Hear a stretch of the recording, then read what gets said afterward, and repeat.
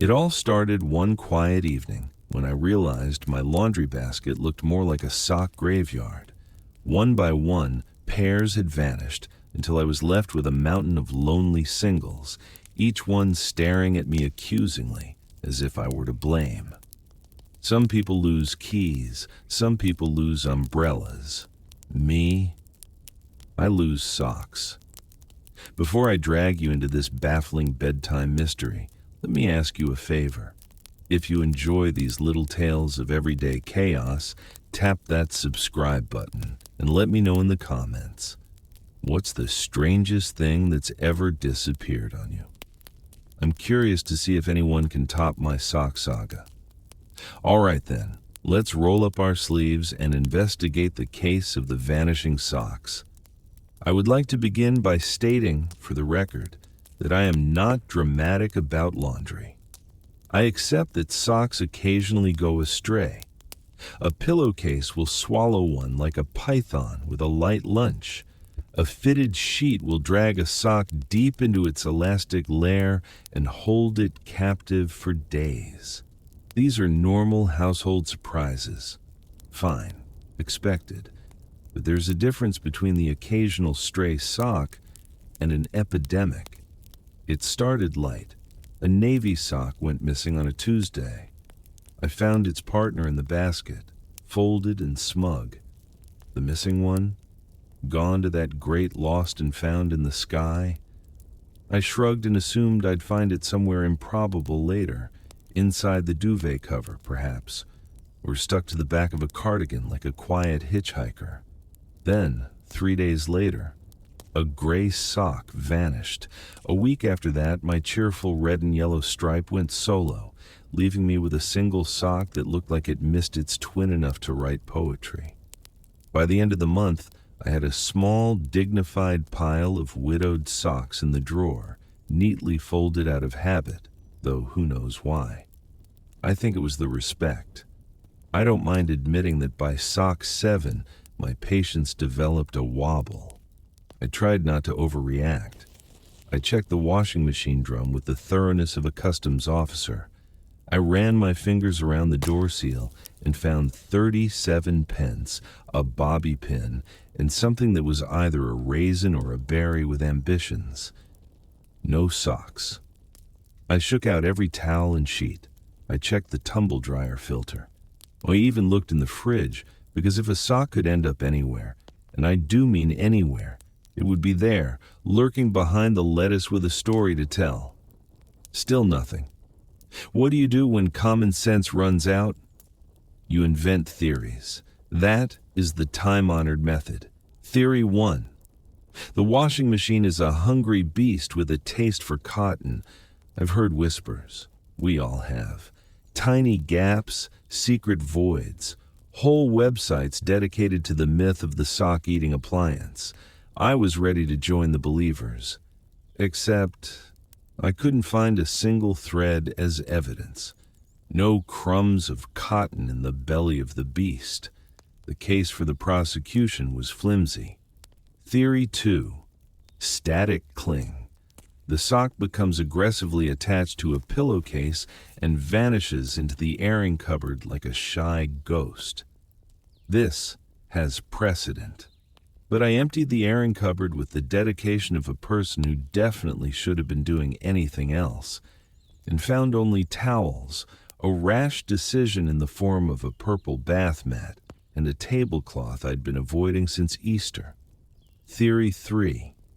The socks were leaving on their own.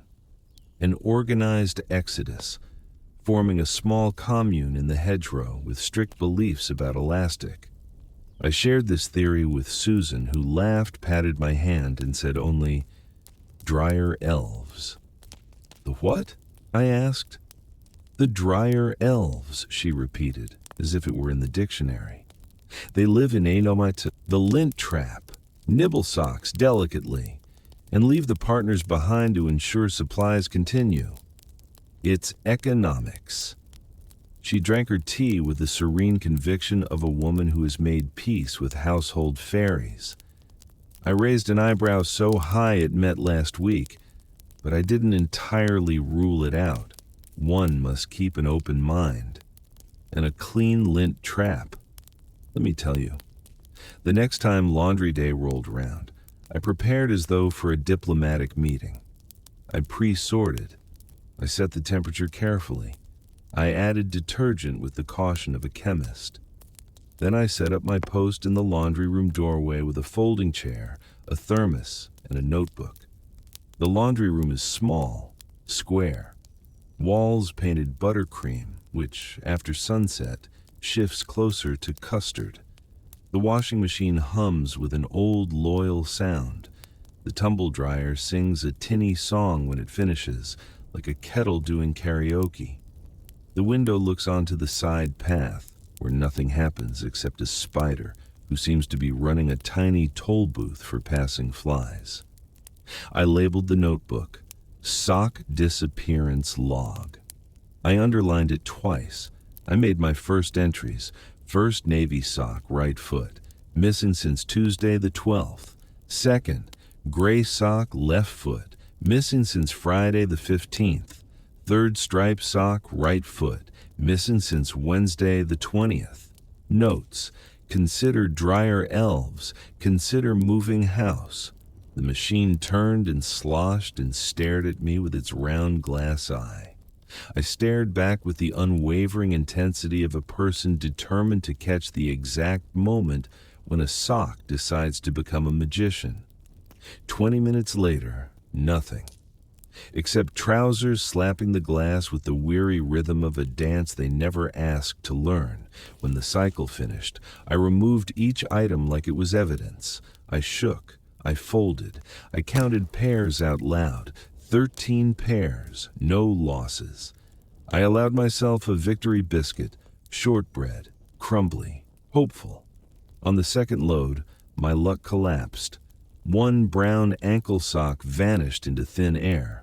Its partner lay on the counter with the confident expression of a sock that knows it will be chosen first. I checked the drum again, in case a portal had opened while I wasn't looking. Nothing. I wrote in the log, 4. Brown ankle sock, right foot, missing since Monday the 25th. Notes: reconsider elves or gremlins, or gremlin-adjacent elves. I expanded the search radius. I checked the hallway, because cardigans sometimes drop surprises.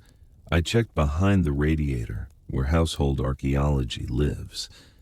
I checked the garden, because our village winds are dramatic and possess poor impulse control. Once, a pillowcase of mine flew 3 gardens over and landed like a surrendered flag on Mr. Ellis's rosemary bush. He brought it back with a note pinned to it. Lovely herb, not yours. I didn't find a sock. I did find 2 pegs I thought I'd lost in 2019 and a mysterious teaspoon embedded in the soil like a buried treasure of zero monetary value. The village shop was my next stop. I needed milk and, if I'm honest, a sense of perspective. On the notice board, lost, tabby cat, answers to marbles, occasionally answers to sir. Found, 1 brown glove, lonely but resilient. For sale, bread bin, dented, keep secrets. I toyed with the idea of adding missing, a collection of socks with trust issues, but decided that could be misinterpreted as a cry for help. Back home, I opened the log again. I underlined pattern emerging 3 times, as if that would help. Then I made a decision. If I couldn't prevent the disappearances, I could at least track them. I fetched a laundry marker and numbered every sock in the house. 1L, 1R, 2L, 2R, all the way to 24. Even Susan's guest socks, which live in the drawer for sleepovers, received their official numbers, much to their surprise. It felt like giving everyone a passport. They looked reassured. For several days, not a single sock went missing. Was it the numbering? Had I scared off the felons with bureaucracy? I walked past the laundry room with a swagger. I felt powerful, organized, in charge of my textiles. The following Friday, 14L went missing. 14R sat on top of the dryer like a smug prince. I lifted it to eye level and spoke with dignity. "You know something." It stared back with the blank innocence only cotton can muster. I logged the loss with the resignation of a librarian who knows precisely how a mystery novel ends and reads it anyway. That afternoon, I noticed new clues. The laundry basket had tipped over onto its side. The cat had been spending suspicious amounts of time in the laundry room, pretending to sleep with one eye almost, but not quite, closed. There was a faint scent of lavender too, though I hadn't used fabric conditioner in weeks. I'm not proud to admit that I sniffed the air like a bloodhound who had taken a mindfulness course. Later, while I was making tea, I heard a sound from the laundry room, a sort of whip, as if fabric were being pulled firmly but politely. I tiptoed down the hall, peered around the door frame. The laundry basket rustled, something white flickered and vanished, and then my cat shot past me like a small, furry torpedo, carrying 8 R's in his mouth as if it were a mouse wearing a sweater. He zoomed down the hallway. I gave chase. We careened around the corner like ballroom partners who had not agreed on the dance. He darted under the bed. I dropped to my knees and peered into the dust and fortune cookie wisdom land that is under there. 2 hair ties I couldn't remember buying, a pencil that had rolled into a new life, a receipt from last winter, and a sock. Not just any sock, 14 liters, reunited with its number and its destiny. "Aha," I said, soft triumph. The cat blinked slowly, which is cat language for "I acknowledge your existence." He released 8R and without shame began to wash his paw as if he'd just concluded a business transaction. I reached further in. More socks. Oh dear, many socks. A small stash of them tucked near the far bed leg, hidden by a fold in the rug. 8R's partner. 14L3R, my cheerful stripe. Even the festive snowman sock, grinning at me with a cotton face caked in a thin film of dust bunnies. It was like discovering an archaeological site dedicated entirely to hosiery. I lay there a moment, half under the bed, holding the socks like a weird bouquet, and began to laugh. The good, relieved, slightly breathless kind. Then I backed out, sat on the floor, and looked at my thief. He sat with his tail tucked neatly around his paws in the untroubled conscience of a creature who truly believes everything in the house is, technically, his. "Why?" I asked, gently. He yawned a yawn so large I could see his tiny pink universe. And then he strolled away, the matter in his mind resolved. I carried the socks to the kitchen, dusted them off, and arranged them on the table in pairs. It was like reuniting long-lost friends at the world's smallest, most specialized reunion. I put tiny tick marks next to each number in the logbook. 8R found, 14 liters found, 3R found, festive snowman found, morale improved. I brewed a celebratory cup of tea, added a biscuit, considered telephoning Susan just to crow, but decided I would share the story with proper theatrical flourish later. Of course, a good detective knows, solving the first layer of a mystery only reveals the next. Even after the great underbed retrieval, a few socks remained unaccounted for. A navy right, a gray left. One of the guest socks numbered 21R, which I would have to explain to Susan with either courage or cake. I decided it was time for a full house sweep. I pulled the sofa away from the wall, found a small drift of coins and what might have been a crumb from a 2017 biscuit. I lifted the armchair cushions. No socks, but I did find a pen I thought I had loaned to Fate. I checked the bathroom hamper. Nothing but towels with strong opinions about folding. When I opened the airing cupboard, I met a revelation. On the very top shelf, behind the extra pillowcases, sat a collapsible fabric cube I hadn't used in ages. In it, a neat pile of solo socks, folded and patient, the missing navy right, the gray left, a stripe that had strayed in search of a better partner, perhaps. I counted them all and began to laugh again, because it seemed entirely plausible that I had created my own sock crisis by tidying too well 6 months ago and promptly forgetting about it. I brought the cube to the kitchen table, paired the rest of the recovered socks, and set aside the true widows, the few that remained single even after my grand discoveries. 4 of them. Not bad, considering a month ago it felt like a cotton apocalypse. I logged everything properly. Recovered 8R, 14L, 3R, Festive Snowman R, Navy R, Gray L, 21R. Remaining at large, 5L, 12R, 16L, and one of the green-striped guest socks that refuses to be specific. As I wrote, I became aware of a new sound, a faint hollow tuck, tuck, tuck, coming from behind the laundry machines, not loud, not alarming, just there. I went to investigate, moved the basket, and crouched to listen. The sound paused, as if it knew it had been caught being interesting. Then it resumed. I pulled the dryer gently forward, inch by inch. Behind it, dust, 2 pegs, a very small toy dinosaur I don't recall ever owning, and, tucked into the narrow gap between the machines, the toe of a sock. I pulled. Out came 5 liters, triumphant. The cat, who had followed me in silent supervision, gave a smug little chirrup that I took to mean, "You're welcome," but also I did most of the work. I fished around with a wooden spoon and coaxed out 12 R's as well, still dusty but clearly thrilled to be back in society.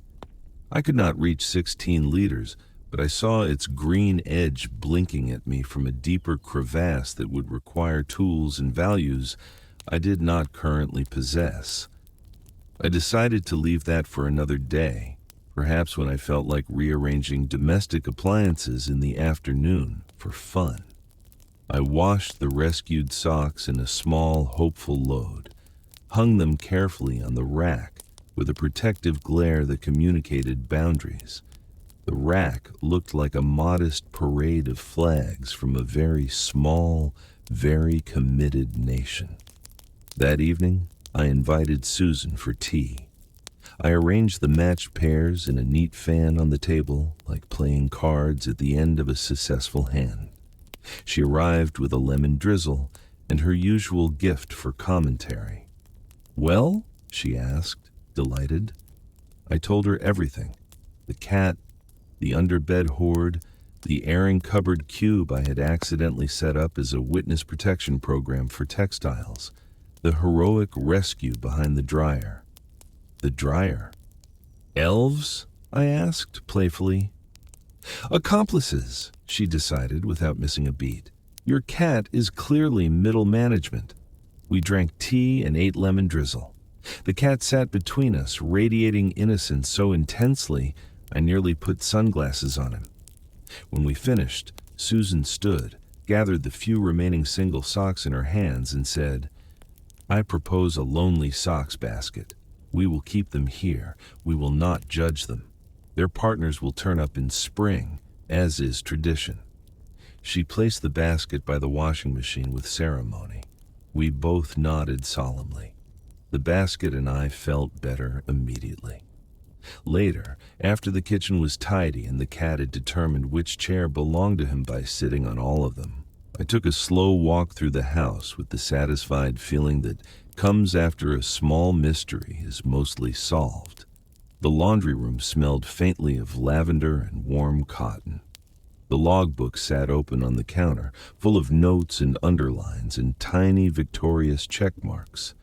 7 recovered, 2 awaiting extraction behind enemy lines, 2 still at large, whereabouts unknown, but I had faith. I made chamomile tea and stood in the conservatory looking into the night garden. The garden has its own hush at that hour. A hedgehog shuffled somewhere along the border, conducting its nightly business with tidy determination. The apple tree stood like a quiet old friend. Somewhere, a neighbor's wind chime answered a breeze with 3 sleepy notes. I thought about how silly I'd felt at the start, how dramatic, and how this kind of silliness is exactly the sort that warms a life from the inside. I know it's just socks, I do, but also, it wasn't. It was the feeling of being a little out of control, and then kindly finding my way back. It was discovering that some of the mystery was of my own making. Storage box, you rascal.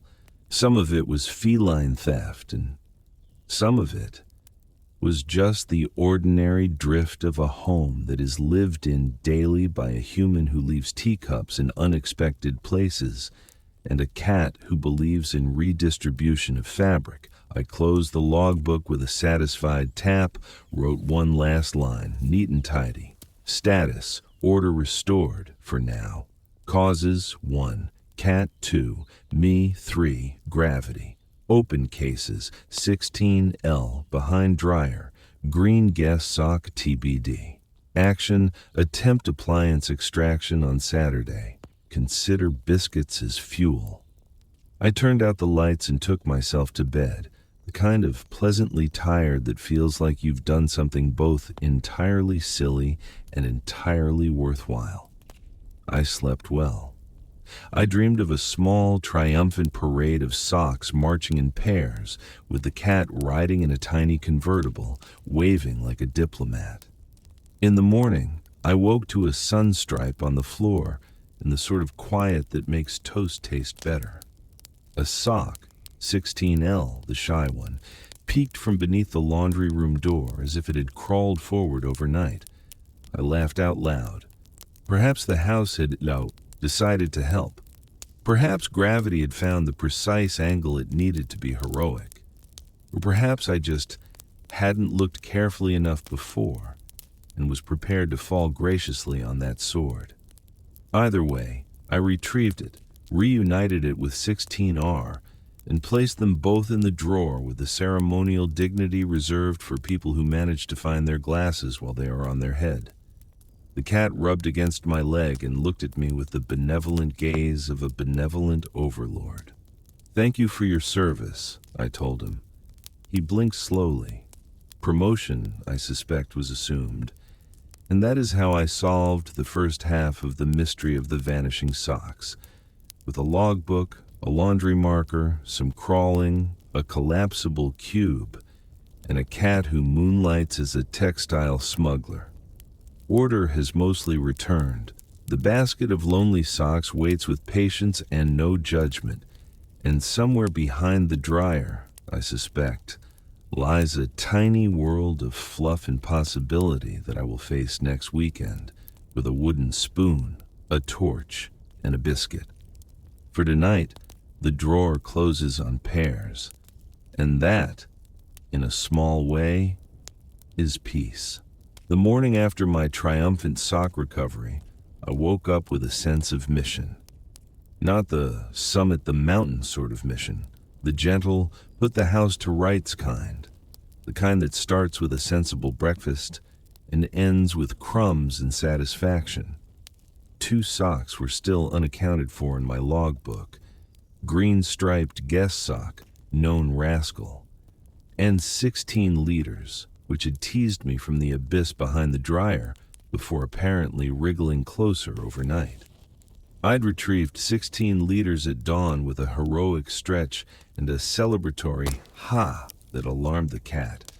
So now the missing list was down to 1, the green-striped guest sock, a known flirt with chaos. I stood in the laundry room door, mug in hand, and considered my options. I could accept my losses and move on. Or I could attempt the big one, the appliance extraction. I will now confess that the phrase appliance extraction makes me feel like a surgeon in a very niche hospital. I made a list because lists are calming.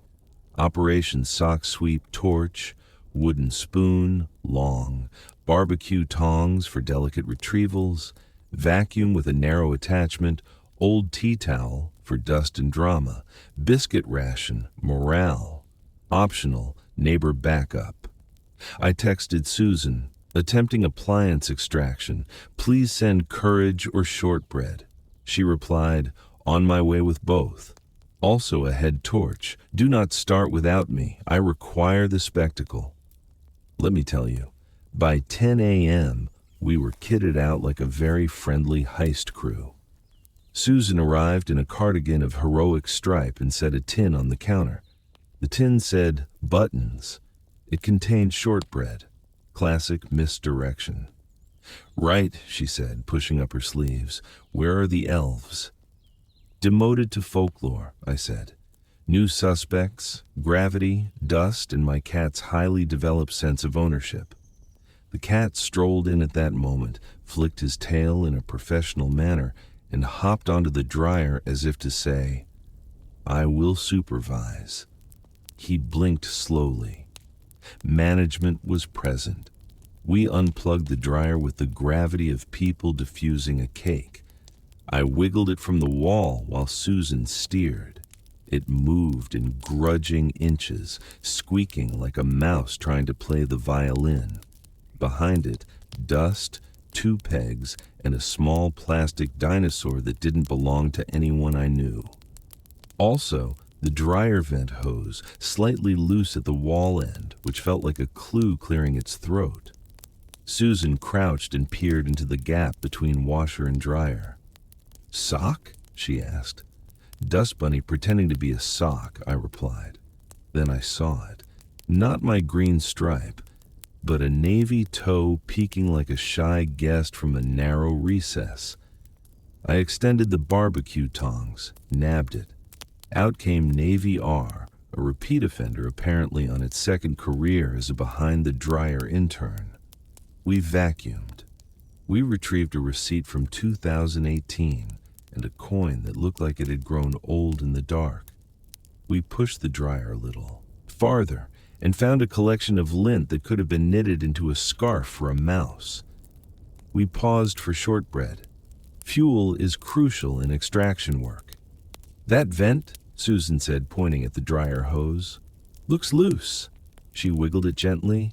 A small puff of lint escaped like a sigh. I refastened the clamp and tightened it with determination, as if that would also tighten my hold on the domestic universe. We high-fived because competence deserves applause. The cat leaped down, inspected our work, and chirped. We took this to mean adequate. I pulled the washer forward next. This took commitment and the kind of forearm strength you only develop from carrying groceries up steps while promising yourself a biscuit at the top. Behind it, treasure. 2 socks, a pencil, a greeting card from last Christmas that read warm wishes, with a snowman wearing a scarf that looked suspiciously like festive snowman's cousin. And lint. Lint arranged like small drifts. I vacuumed. I coaxed out the socks with the wooden spoon. One was not mine. A tiny child's sock, white with a blue star. I recognized that star. Mr. Ellis's grandchildren.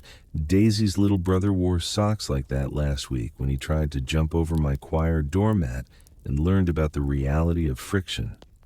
Ah, Susan said softly. Laundry is a shared grief. I put the tiny sock on the counter. We would return it with dignity. We re-squared the appliances, feeling taller in the soul. Then I noticed something outside the side window. A slender ribbon of white at the edge of the back steps. We stepped out, holding our tea. The garden air was fresh. The hedgerow hummed with small, polite life. At the base of the steps, near the vent outlet, a tuft of woolly white clung to a twig. Not sock, thread from a sock, and beside it, a glimpse of green, small, striated. I crouched. There it was, caught on a trailing vine. a narrow strip of green and white fabric like a calling card. Not the whole sock, just a sliver. The vine led upward toward the fence. The fence, home to a certain tangle of clematis which, at this time of year, contained exactly one thing: a bird's nest from spring. Now abandoned, I thought, but not empty. We fetched the step stool. I climbed gently, whispered, because the remains of a nest deserve respect. Inside, small twigs, a bit of soft moss, a feather, and threads, many threads, bits of string, a ribbon that once tied a birthday gift, and a distinct, unmistakable loop of green-striped sock woven neatly into the rim like a decorative flourish. I stared, heart warmed and mildly amused. Second culprit, I said, soft. Wrens with a taste for home decor. Susan peered in and laughed. Interior design by Robin and Associates, she said. Spring collection, stolen from the line. I looked at the vent again, at the small whiff of warm lint it sometimes offered the side path, and imagined a bird perched there, collecting the soft bits. A sock freshly washed and hung carelessly too near the outlet. Wind, bird. Everything borrowing everything, because that's what nature does. We put the stool away.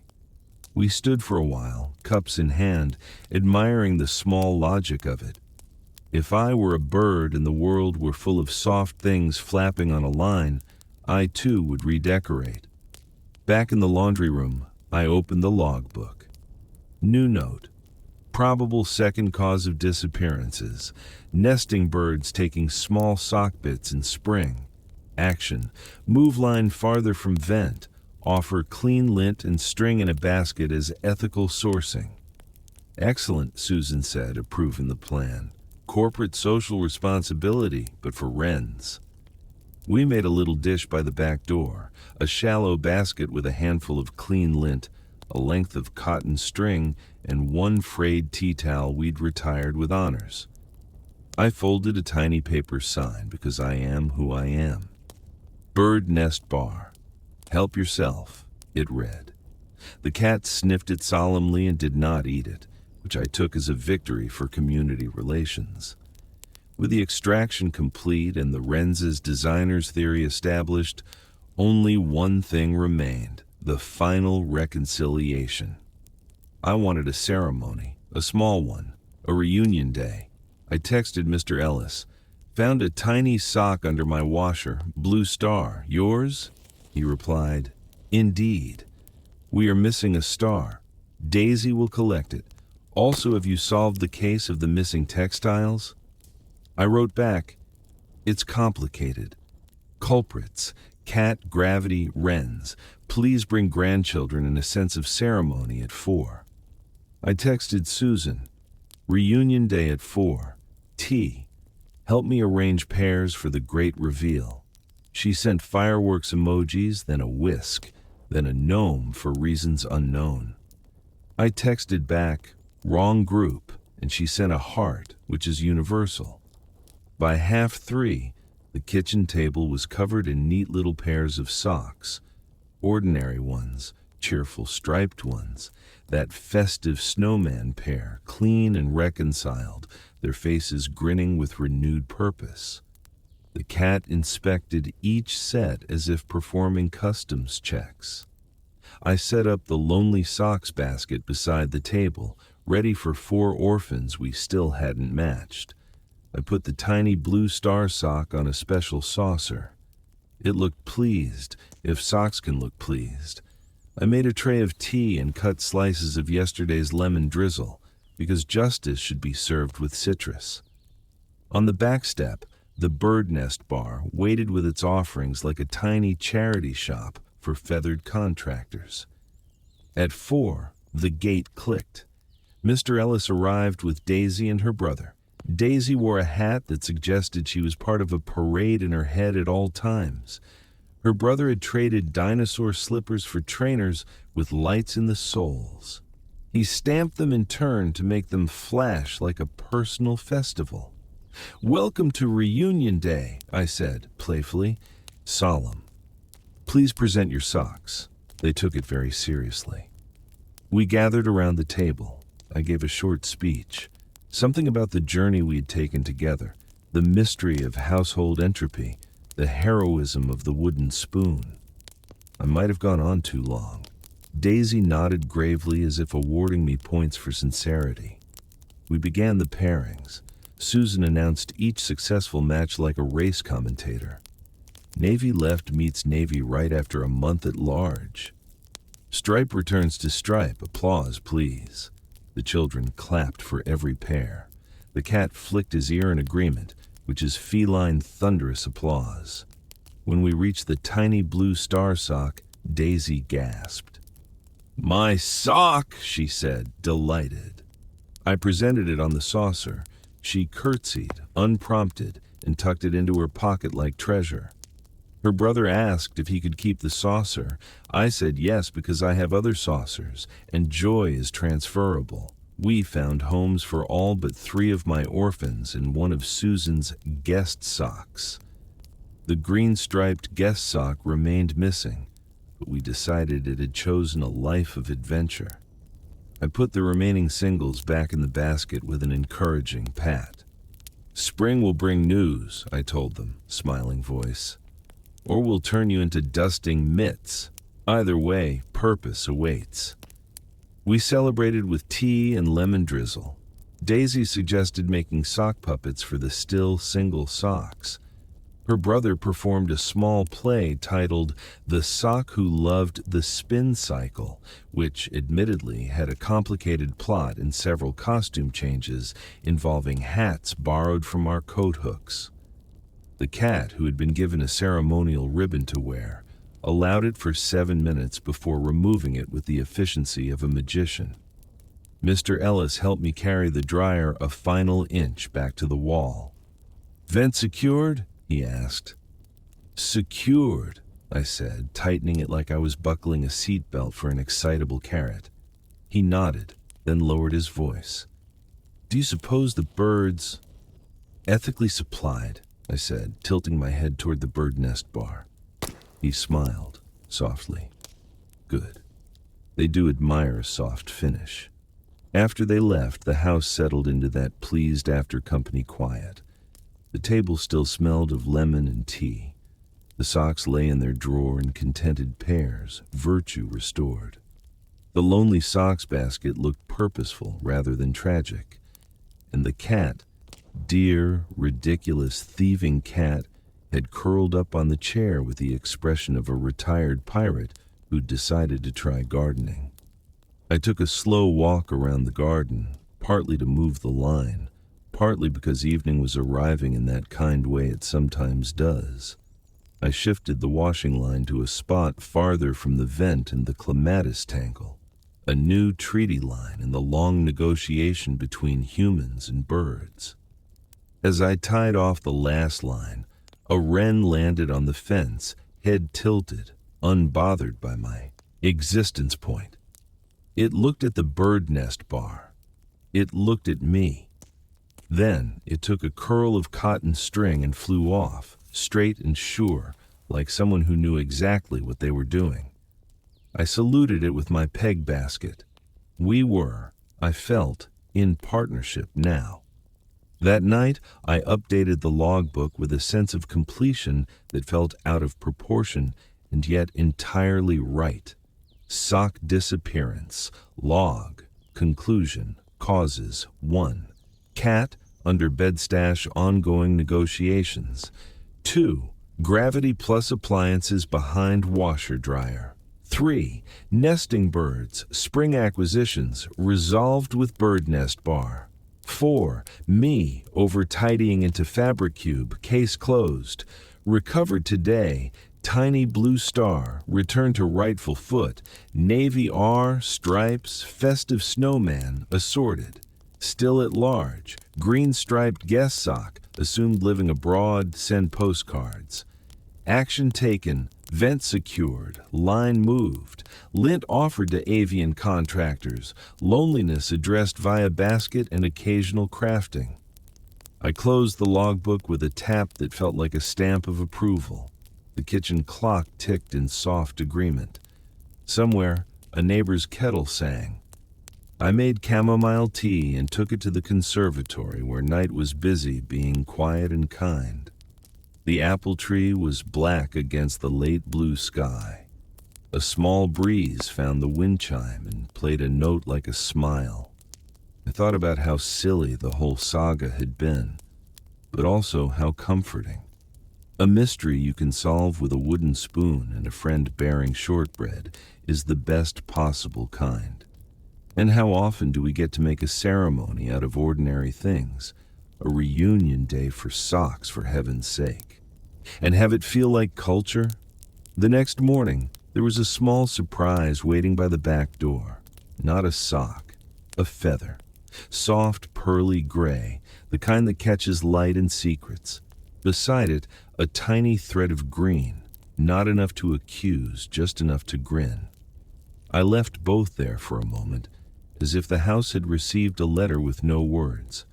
Then, I propped the feather in a jar on the shelf next to the tomato magnet certificate that says third place, and the postcard from Susan that just reads, "Continue." The thread I put in the bird nest bar.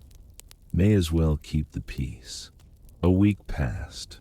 Laundry came and went, no disappearances. The cat still lurked near the basket occasionally, but he had lost the gleam of a smuggler and gained the demeanor of a retiree who tells tales of the old days when socks roamed free. The lonely socks basket gained one new resident, a polka dot improviser, then lost two when their partners came bouncing out of the sheets with triumphant timing. Daisy brought me a drawing of a gnome holding a sock on a stick like a flag, which I placed on the fridge beside the jam jar label from my bake-off prize, and a recipe for scones that I'm pretending I might attempt. On Sunday, Susan and I sat on the back step with tea and watched a robin ferry a thread away like a runway model in the spring. Couture of small birds. "Happy ending," she said. "Of course," I said. "It's socks, not Shakespeare." We sat a while longer. The garden hummed quietly. The line shifted in its new position, with pegs that looked slightly prouder than they had last week. Before bed, I made one final logbook entry. Final note: mystery solved to household standards.